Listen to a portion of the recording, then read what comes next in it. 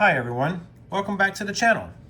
So in today's video, right in front of me, I have the instructions to install the remote start engine module, the ECU, for my 23 WRX GT. So inside of the box will be the module, there's the wiring harness, and then obviously the remote keys, the under hood warning, there's a quick reference card, and then obviously some tie wraps. What's needed, and I've gone around and gotten all the stuff already. Phillips screwdriver, panel removal tool, wire cutters, obviously to cut the tie wraps, the SSM4 to actually program it. I have something else that should hopefully do this. It's something called AutoFix. Should have been in a previous video before this, if I did all my stuff right, or if not, well, whatever, we'll get to that. Also, a socket is needed, 10 millimeter, and what that is for is actually disconnecting the battery. I've actually already done so. I've taken a little piece already out and I'm putting it over here for safekeeping. I'm going to kind of show you in just a second. You know, I kind of did that. Everyone knows how to do that. It's not a big deal. Just get a socket. Be very careful. I have gloves on. Just make sure, you know. Anyways, torque wrench obviously needed for that in case, and then alcohol and a towel or the wipe down. So, as we stated right here, using a 10 mm socket racket, disconnect the negative battery cable. Do not disconnect the battery terminal from the battery post, which would be this. So we just want to disconnect this guy. So I'm going to do that real quick. So if you'll follow me, and excuse my nasty, messy garage. So like I said, I've already come over here and I've already taken this out. So just be very careful. All right. Like I said.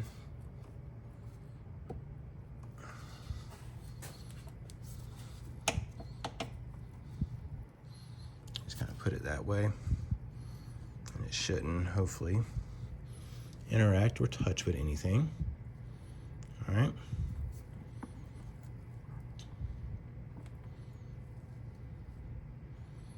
so that's the main piece, right?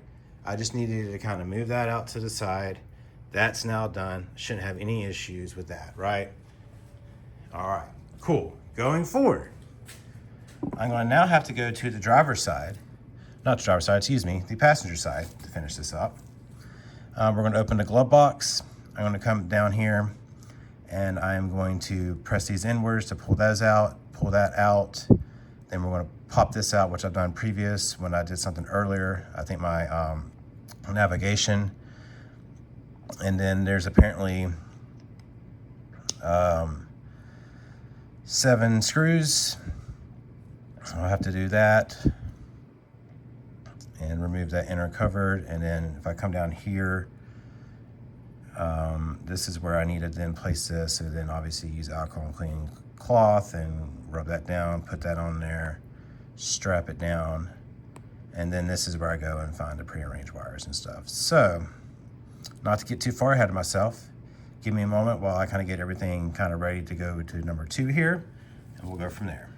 All right, everyone. So, it's just me, so it's kind of hard for me to kind of film and video this. It's also dark outside and I'm having to do this in my garage, so I apologize for the lack of light.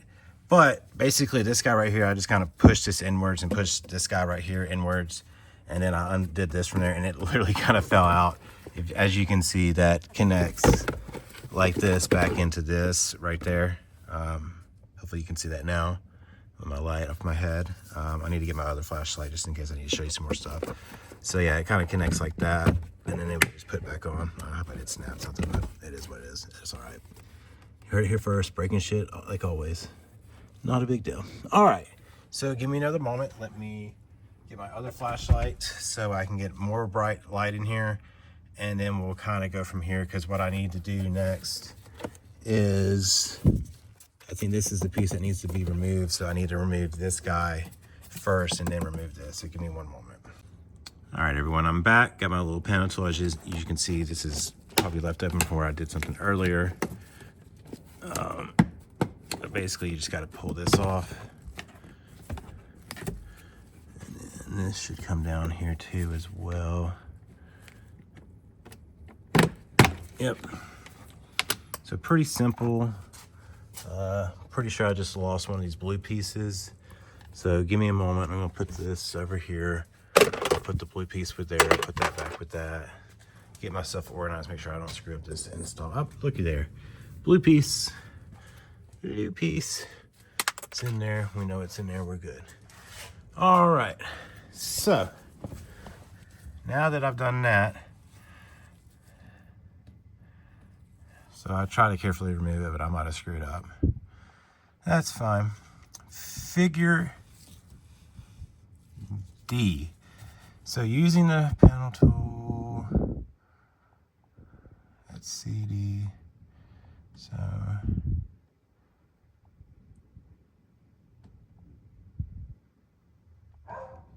excuse my dog barking. Apparently, I must see someone outside.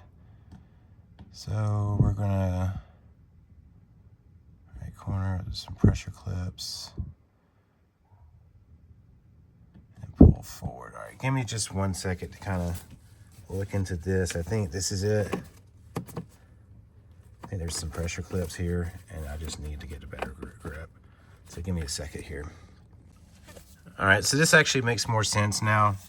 And I'm just being stupid. That's the pry tool to actually pull that out. Then I realized, like, oh, right here, so I'll pop that out. So as you can see now, we should have like a bunch of different screws. And it's 1, 2, 3, 4, 5, 6, 7 screws, because that's what we're trying to do, is take off this inner piece. So give me a second to unscrew all this and I'll pull this out. All right, so as I'm taking these off, you can see here this screw, basically this screw will be over here, here, and it'll also be up here at the top. There we go, top. So like I said, there, bottom, top. The rest are going to be these little guys. If I can get it a proper angle, let me get my flashlight. There we go. This guy. Hold on, I think I got double lights on. That's screwing shit up. There we go. So they'll all be like this, right? So what I'm doing is I'm letting all these be down here, letting this one be over here, this one be at the top, and then this guy's gonna come down here, be down here, and then I just gotta do this last guy and put it right there. So give me a second to finish that. I'll then pull this guy out. All right, so I kind of got it off. Something that might ruin it is something when I added LEDs. I don't know if I should have made a video or anything of that, but I added that. So that's kind of holding it right here. So I'll probably have to mess with something right here. But basically the next step is when you remove this is to just unplug the lamp for it. Okay, maybe not. All right. So give me a second to figure out what goes on this next one here. All right, everyone, welcome back. Sorry for my nasty mess. I eventually got to clean this, but it's between me and my brother and we're doing some stuff. All right, so here's the box. I was wanting to show you the box before I put it on the back of everything, right? So I've already gotten it open. If you actually look at this, this is the number H001SV-C000. And if you actually look at the date, 12/3/21, definitely tells you this was made prior to this year model being released, actually. So this is obviously goes off the Outback Legacy chassis platform, kind of same stuff. So we got our remote start module. All right, we're gonna, I guess we can, okay, all right, I see how that works. And there's our keys. All right, there's this to kind of strap it down inside.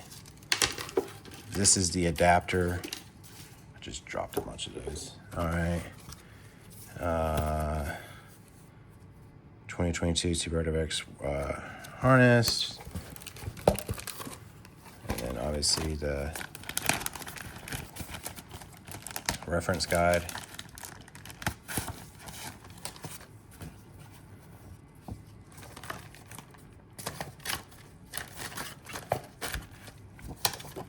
Okay, all right, so that's what's in the box.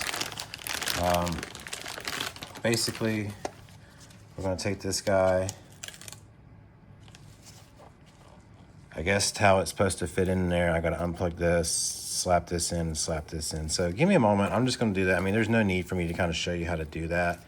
Obviously, you just unpeel this and slap it all in. And that's how this comes out and stuff like that. So give me just a moment to do it, and I'll be right back.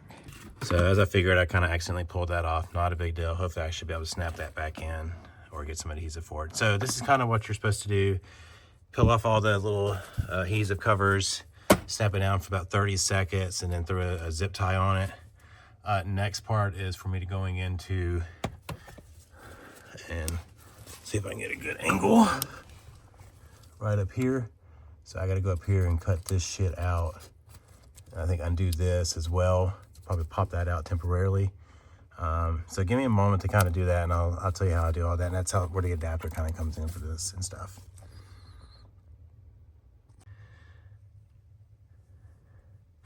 All right, everyone. So you're going to have to cut this out.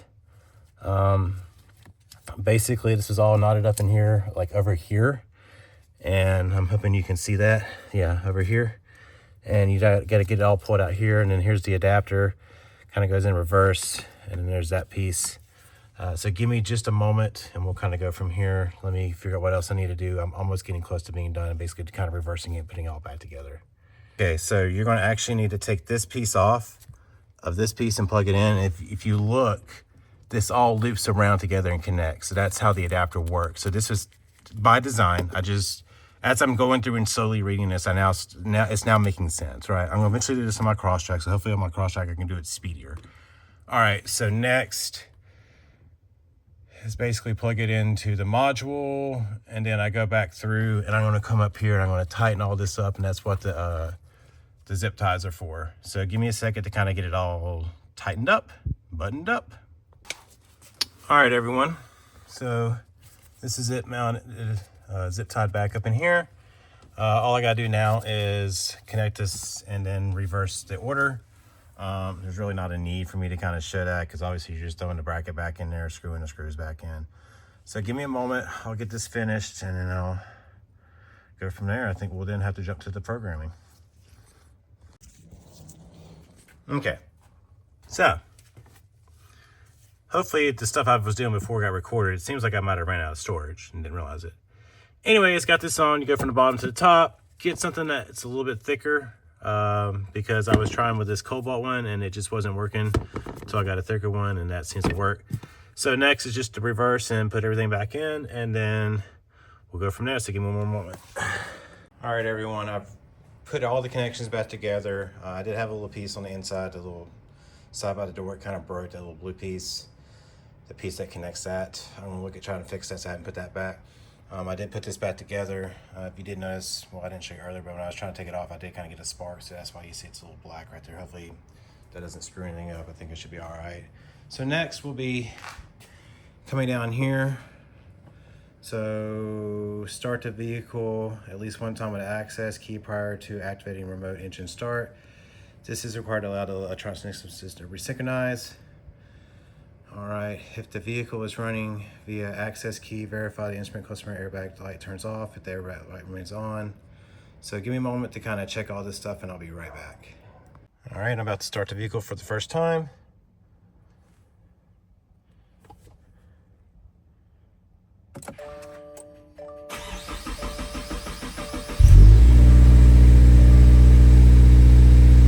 That's a little scary, but it started.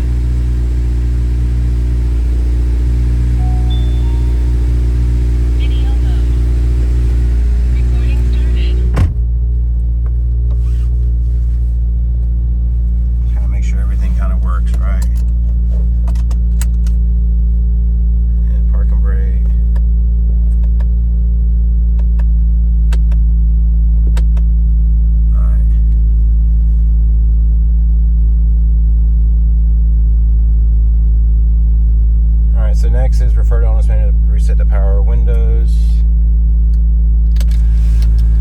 but not sure if that's going to be needed because it seems like they're working.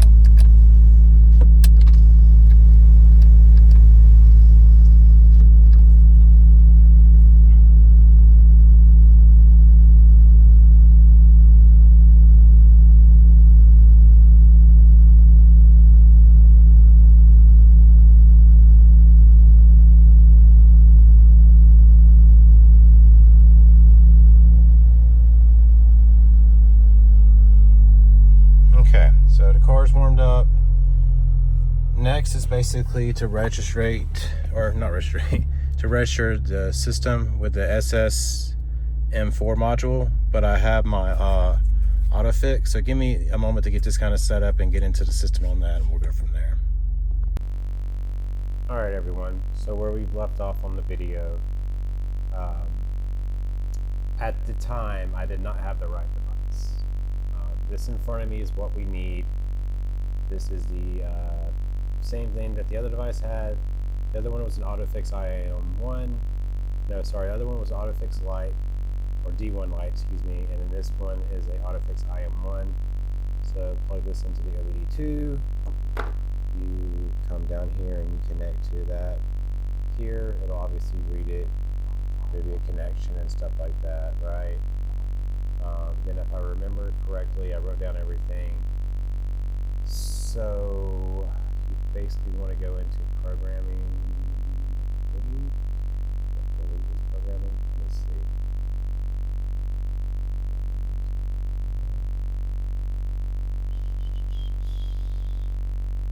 It's only going to let me go so far without that. So let's see, programmer's not connected. No, let's see. So let's go back out. I think it's IMO. Yeah. So go to IMO. It should change from program to IMO. Give me a second here. So got escape, DM, escape, IMO, accept. Now we're in IMO. Alright, so now we want to go and find Subaru. There it is. Alright, obviously you gotta establish that, that's fine, whatever. It's trying to do it, but it's not going to do it. So here's what we're going to do. We're going to do a manual selection so I can show you this. So manual selection. This will allow me to go here. And then I went here. 22. Smart key. Yes. And then, if I remember correctly, you go down to control unit. You go to keyless system CAN. Then you do remote control learning. And then there's going to be remote engine starter registration. And at this point, since it's trying to make an establishing connection to the vehicle, this is pretty much all I can show you. But that's how you do it. So, you know, you just go to mobilization and you can choose it manual or system. 1 second here. Apologies about that. I have a Alexa reminder to turn my AC on at 3 o'clock in the afternoon to counter the heat that's down here. But yeah, as I was saying, you go to obviously mobilization. So we go all the way back out, right? Mobilization. We'll completely clear this again.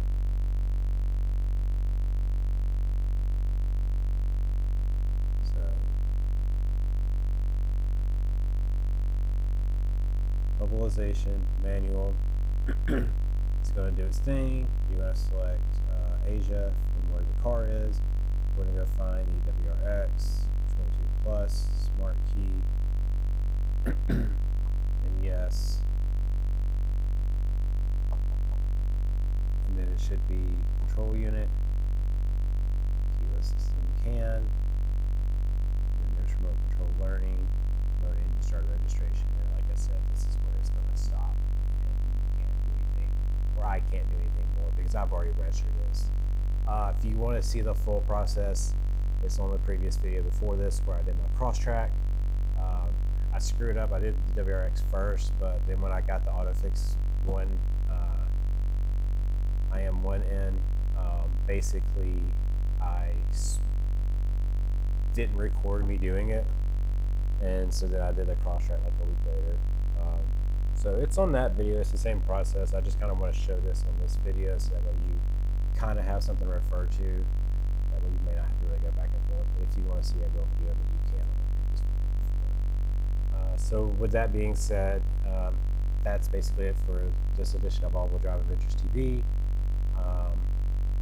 Give me a like, subscribe, you can see future content. Yeah, that's how you program a remote start on a 22 plus WRX BP with CVT. I'm sure the manual can do the same thing, but you would need to leave it in neutral for it to be remote started. That's just my guess.